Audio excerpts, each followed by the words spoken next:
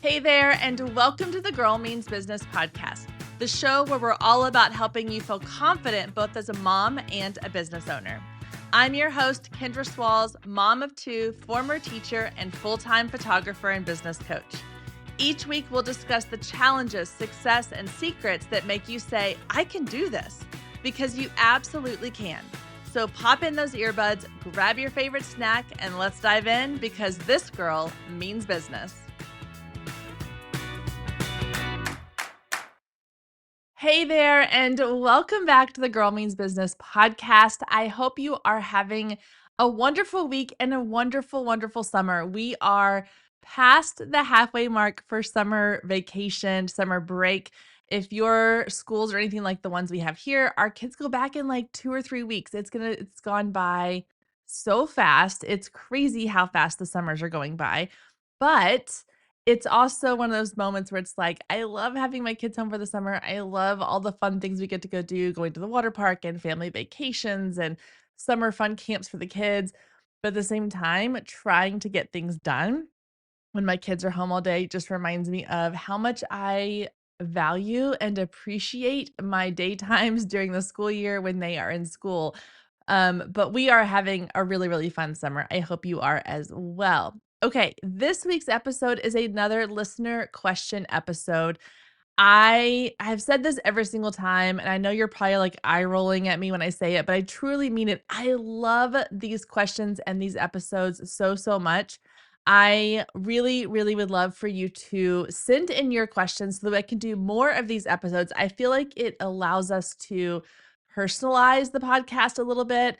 And I know that if you have a question for your business, somebody else out there has the same or a very similar question.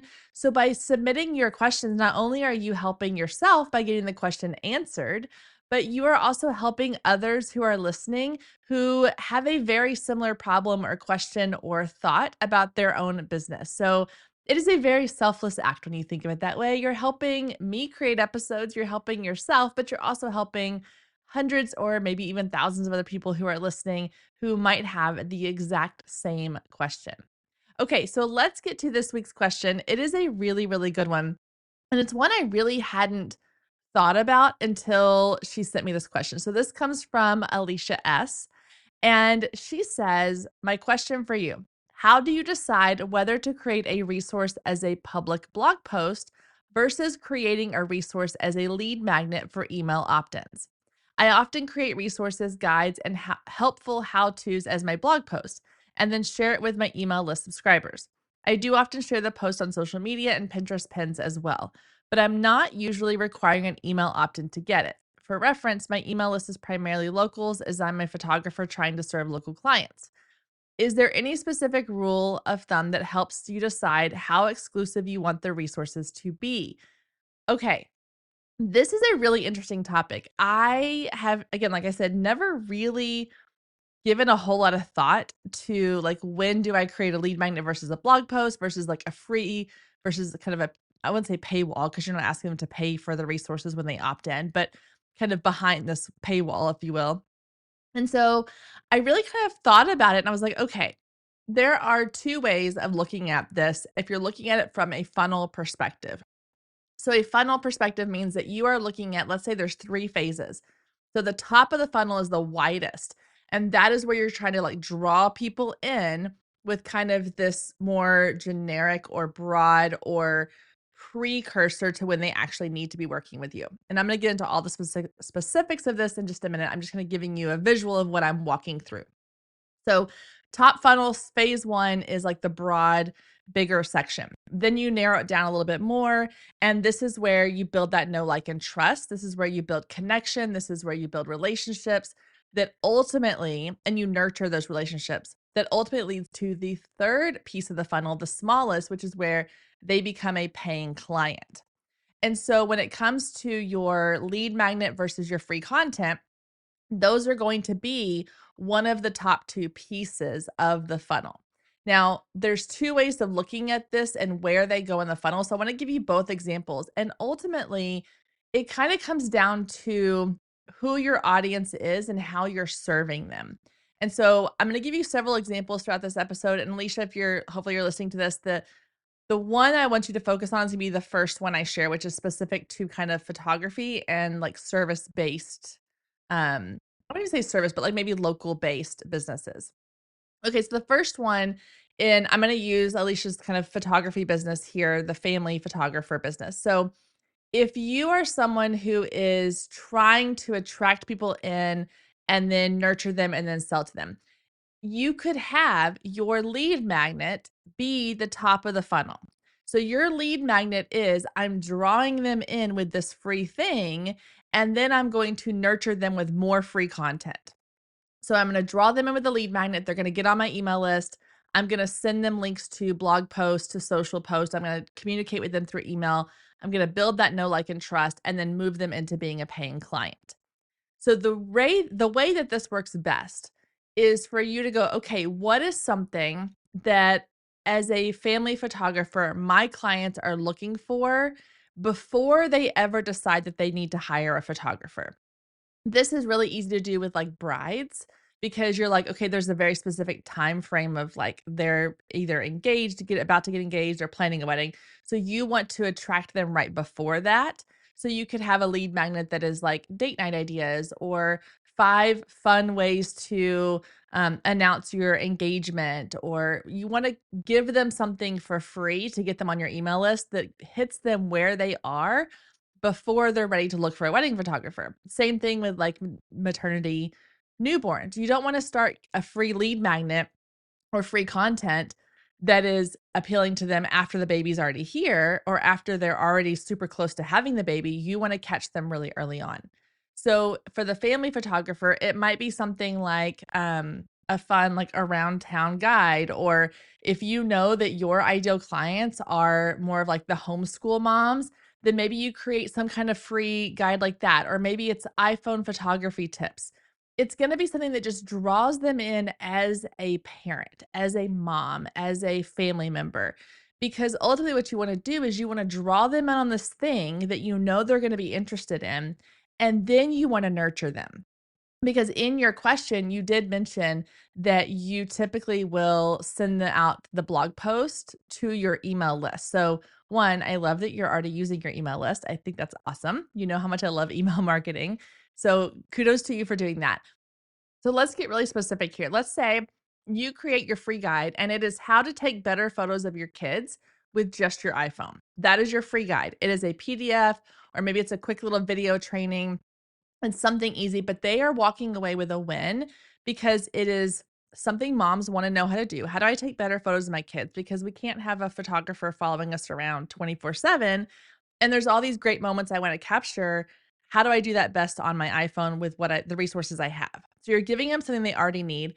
It is closely related to photography. Obviously, if they are interested in learning about how to take better photos of their own kids on a daily basis, they're probably going to be interested in actually hiring a photographer at some point to get photos of all of them together.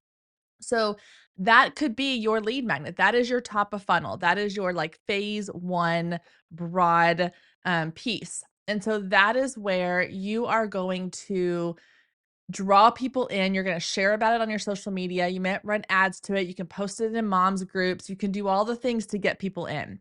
Then your phase two of your funnel is where you're nurturing those people. So once they've come into your like sphere of existence, they know who you are, you've introduced yourself to them, they're getting your emails, you are sending them to your blog post. That is where you're going to add in all that free value because you brought them in and now you're going to nurture them. Now you're going to say, I'm going to show you all the ways that I can help provide value to you as a mom, as, whatever, as your potential photographer. How can I share tips, ideas, guides, resources, all the things?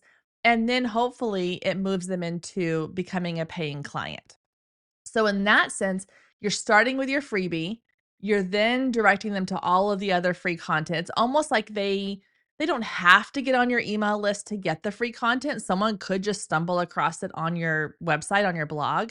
But in your perfect world, they're coming onto your email list first, then you're providing them all the free content to build that trust and that authority, and then you're moving them in even further to paying client. Now, the other option is you can flip those first two phases of your funnel. So you can make the phase one be all your free content, and then you get them onto your email list. And that is where you move them into, like, you're more selling to them, and then you move them into paying client. This works if your primary source of, like, your top of funnel is something you offer for free that is something you're willing to kind of promote on a regular basis. So I'll give you the example of this podcast.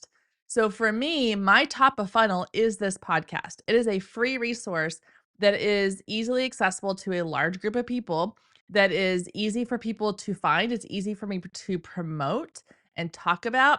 And it gets people in and builds that know, like, and trust. And then I get them onto my email list where I really go even deeper, and those emails are kind of more of like my VIP people, and then moving them into purchasing with me, working with me, joining one of my memberships, one of those things.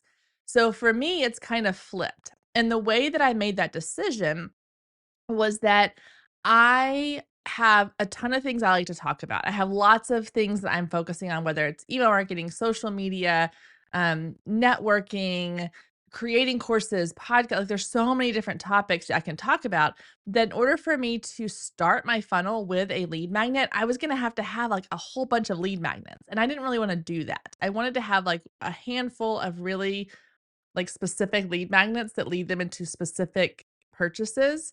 And so for me, it made more sense to start my wider top of funnel with my free content, with the podcast, with my blog content, which ultimately all comes from the podcast. I mean, everything I offer for free essentially comes from the podcast. And then that leads people into the lead magnet. So if I'm on the podcast talking about email marketing, I can say, go download the free email marketing starter kit that's down in the show notes, which, side note, it is if you want it. And then I get them onto my email list. Then I get them into my communities, and then we go from there. So you can do it either way. And ultimately, when it comes to deciding like what's free and what's an email opt-in, it's going to be the thing that, like, the opt-in needs to be the thing that you are comfortable really kind of being, not necessarily what you're known for, but something that you think is going to really draw people in and is going to be exciting for them to want to get on your email list. Not every single piece of content you create is going to be like opt-in worthy. So for example, if I create a podcast episode where I am talking about imposter syndrome and the mindset around imposter syndrome, like, that may not be something that people are so interested in that they're willing to email, like, opt into with their email address in order to listen to it or read it or look at it. It's more just there to help them gain confidence, or to inform them on something, or to answer a frequently asked question, or that is what your free content is there for. It is there to kind of fill in the gaps between the things that are like the cornerstone pieces that your audience is looking for. So for a photography business, it could be like the example I gave of, they want to know how to take better pictures on their iPhone in between the times they hire a photographer to come take photos for them. So if you can teach them how to do that, and that is a cornerstone, you are solving a problem for them, then you can fill in everything else with this free content that might be interesting, but not interesting enough or not enticing enough for them to actually opt in to receive it. Put yourself in these consumers' shoes. If you were scrolling through social media, or you're on Pinterest and you see a post that's like, let's use the photography example. So if you're scrolling and you see someone who has shared a pen on Pinterest, and it is like 5 outfits to wear for your next photo shoot, but you have to give your email address to opt in, and you don't have a photo shoot really booked, or you don't have one scheduled, it's summer and you're not doing your session till fall, you're probably not going to be super interested in opting into that. But if you came across one and it was 5 tips for taking better iPhone photos of your kids, then that's an immediate problem that can be solved. And they're more likely to say, yeah, I'm going to enter my information because this is something I really want and I want to know how to do, and it's going to fix a problem for me. So that is the ultimate delineation between your lead magnets and your content, your free content, is what is the thing that they are going to be willing to give their email address over for? And what are the things that they're just going to find interesting enough to like read about when it's there right in front of them? Now, the other thing I want to say before we wrap up this episode is it is always this kind of back and forth dance between your free content and your lead magnet content. Everything should be working kind of double duty. So your free content should be leading to your either your sale or leading to, or like, building up that trust for your sales, or it's leading to your lead magnet. So depending on which type of funnel you have set up, if your free content is top of your funnel, then every piece of free content, or not every piece, most pieces need to lead to your lead magnet. So if you're creating blog posts about, all these frequently asked questions or what to wear or favorite locations or things like that, then have it where at the bottom of every blog post or on a sidebar or in a pop-up, it directs them to go download your free thing. And then vice versa. If you have the free thing and they opt into your email list, well, then now you need to be sending them from your emails to your free content to build that trust. Or, you can put it in the email as well, but it's also good for SEO if you send them back to your website to read the full blog or look at the gallery or, watch the video or whatever you're asking them to do. So they need to work in tandem so that you're kind of bouncing them back and forth between, if they get the free thing first, you're sending them to the lead magnet. If they get the lead magnet first, you're sending them to the free content. All in all, both working together are going to create authority, and it's going to create trust with your audience, and it's going to ultimately, hopefully, lead to more sales. So I hope that answered your question. I feel like I did it in a kind of roundabout way. I had lots of sort of thoughts running through my brain as I was recording this episode, and I'm like, okay, how do I get this out of my head in a way that makes sense, because it makes sense in my brain? So hopefully it came out in a way that makes sense to you listening as well.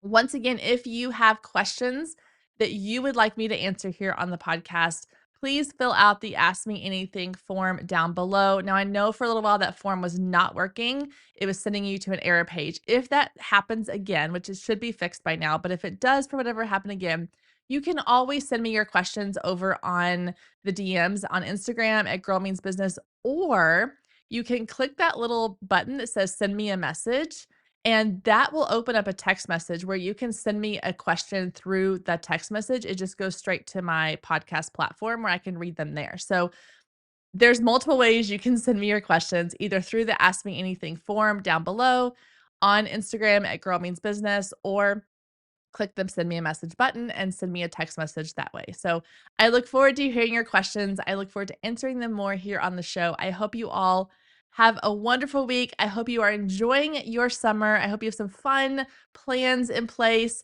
and I will see you back here next week, same time, same place. Thank you so much for tuning in this week. If you enjoyed this episode, I would love for you to take a screenshot, share it to social media, and don't forget to tag Girl Means Business. And as always, we greatly appreciate any reviews you leave for this podcast. Thank you so much for being here, and we'll see you next week.